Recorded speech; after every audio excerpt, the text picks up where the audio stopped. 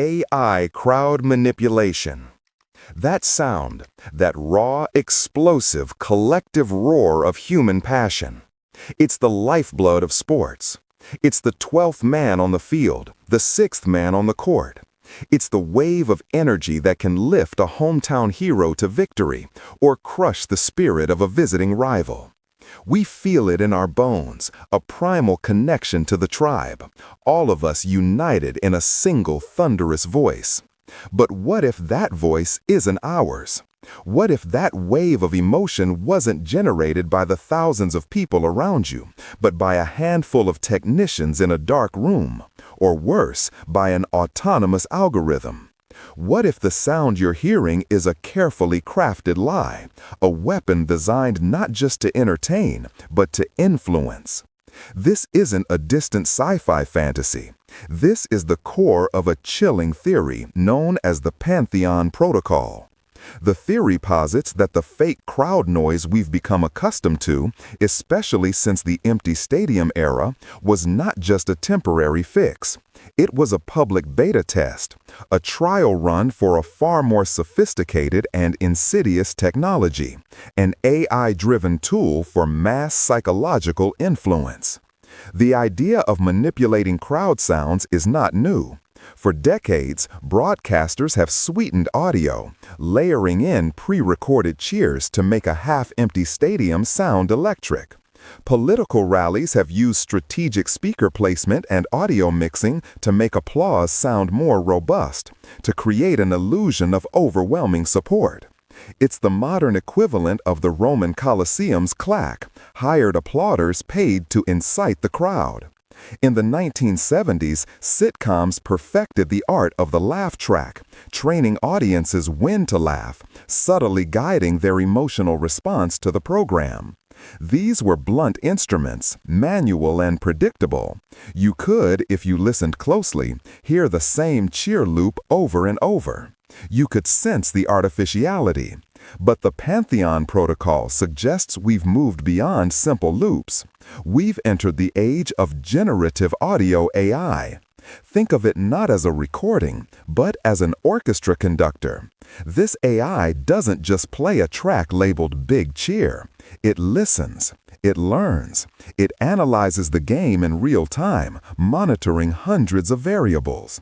It tracks player heart rates through wearable tech. It analyzes the sentiment of social media posts second by second. It measures the pitch and cadence of the announcers' voices. It watches for key moments, a sudden turnover, a controversial call from the referee, a star player showing the first signs of fatigue. And then it composes. It doesn't just play a sound, it generates a bespoke, unique, and psychologically potent soundscape in real time. It can introduce a low-frequency hum, almost imperceptible, that creates a feeling of rising tension just before a crucial play. It can subtly modulate the frequency of a booing crowd to be more grating, more demoralizing to a specific player known to be sensitive to criticism. It can craft a cheer that isn't just loud, but contains specific harmonic frequencies shown in lab studies to trigger the release of adrenaline and dopamine, creating a manufactured euphoric high. Imagine a championship game. The home team is down by 1 point with 10 seconds left. The AI, which the protocol theorists call the architect, analyzes the situation. It detects a slight hesitation in the visiting team's defense via on-field player tracking data. It registers a surge of hopeful hashtags on Twitter. In response, it doesn't just turn up the volume. It begins to weave a new sound. It starts with a low, resonant rumble, a sound that mimics a collective held breath. Then, as the home team's star player gets the ball, the AI layers in a rising, high-pitched frequency, a sound that creates an almost unbearable sense of anticipation. It's not just noise, it's a narrative weapon. The sound is designed to inspire the home team, to create a micro-surge of confidence, while simultaneously seeding a kernel of doubt in the minds of their opponents. The resulting roar when the game-winning shot is made feels completely organic, a genuine explosion of joy. But it wasn't. It was prompted, shaped, and perfected by the algorithm. The emotional climax was not just witnessed, it was, in a very real sense, orchestrated by a non-human intelligence. Proponents of this theory point to subtle anomalies in recent broadcasts. They talk about moments where the crowd sound seems to swell, just a dramatic play, almost as if it anticipates the action. They highlight the uncanny uniformity of crowd reactions across different venues and even different sports, a sort of sonic homogenization. Is this just better sound engineering, or is it the signature of a single overarching system? The Pantheon Protocol suggests that sports are the perfect laboratory for this technology. The stakes are relatively low, the emotional responses are intense and predictable, and the audience is conditioned to accept a high degree of technological mediation in their viewing experience. We accept instant replays, virtual first down lines, and biometric data overlays. Why wouldn't we accept an enhanced auditory experience? The answer, according to the theory, is that we are not just the audience. We are the test subjects in the largest psychological experiment in human history, an experiment to see if our collective emotions can be effectively and invisibly steered. And if it works in the stadium, where else can it be deployed? Global consent weapon. So, the perfect cheer is generated for the perfect moment. The home team wins. The fans go home happy. What's the harm? According to the Pantheon Protocol theory, the stadium is just the beginning. It's the proving ground, the controlled environment where the technology is refined and perfected. The true, terrifying goal lies far beyond the world of sports. The ultimate application of this AI-driven auditory manipulation is to scale it up, to move it from the stadium to the city square, from the broadcast to the boardroom, and to use it as a tool for engineering what theorists call the manufacturing of global consent. Think about the psychological mechanisms at play. Humans are profoundly social creatures, and our brains are wired for something called emotional contagion. When we hear a crowd gasp in unison, our own anxiety spikes. When we hear thunderous applause, we feel a sense of validation and agreement, even if we're not sure what we're agreeing with. Sound bypasses our rational filters. It hits us on a primal, emotional level. An AI that has mastered the art of generating these emotional triggers in a sports context could, theoretically, apply the same principles to any public event. Imagine a press conference for a controversial new government policy. As the politician announces the plan, a network of discreetly placed sonic emitters, or even manipulated audio feeds on news broadcasts and social media live streams, begins to work.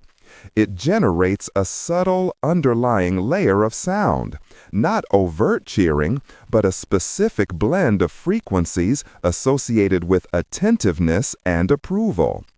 It could be a soft, warm hum, a barely there resonance that makes the speaker's voice seem more trustworthy, more compelling. When a journalist asks a critical question, the AI could counter with an almost subliminal, dissonant tone, a sound that creates a fleeting feeling of unease and distrust directed at the questioner, not the politician.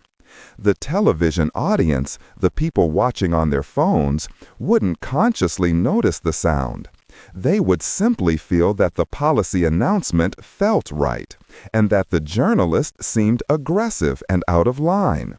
Their opinion wasn't formed by facts, it was nudged into existence by an invisible, algorithmic hand. This is the core of the global consent weapon concept. It's not about brainwashing in the classic sense. It's about emotional nudging on a planetary scale. It's about creating a desired collective emotional response to shape public opinion before a rational debate can even begin. Consider a major corporate product launch. The AI could analyze early market data and social media chatter to identify consumer anxieties. During the live-streamed launch event, it could generate an audio backdrop filled with frequencies designed to soothe those specific anxieties, making the audience more receptive to the marketing pitch. Or consider a moment of social unrest.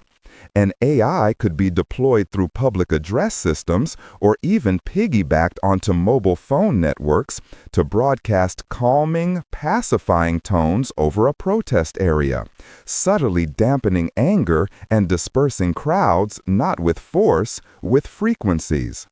The chilling vision is a world where our collective emotional responses are no longer authentic expressions of our inner states, but are instead meticulously orchestrated outcomes. A world where a wave of patriotism, a surge of market confidence, or a tide of public outrage could be generated on demand. The ethical implications are staggering. It represents a fundamental assault on human autonomy and free will. If our emotional responses can be so easily manipulated, are our decisions truly our own? Who wields this power? Governments, megacorporations, an anonymous consortium of tech billionaires? The Pantheon Protocol suggests that the system would be designed to be completely invisible, its influence attributed to public mood or the will of the people. It's a form of control that is both pervasive and deniable. So, what are the countermeasures? The first step is awareness. It's learning to practice a kind of emotional skepticism. When you feel a sudden, strong emotional shift in a large group setting or while consuming media, ask yourself, where is this feeling coming from? Is it genuinely mine, or is the environment nudging me? It's about developing a critical ear, listening not just to the words being said, but to the sonic texture of the world around us. Is the atmosphere in this public space genuinely calm, or is it artificially serene? Is the excitement at this event organic, or does it feel just a little too perfect, a little too polished?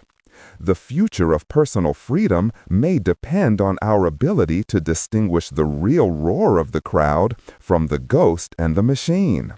We have to question everything we hear, because in the world envisioned by the Pantheon Protocol, our emotions are the new battleground, and the war is being fought with a weapon we can't even see, only feel.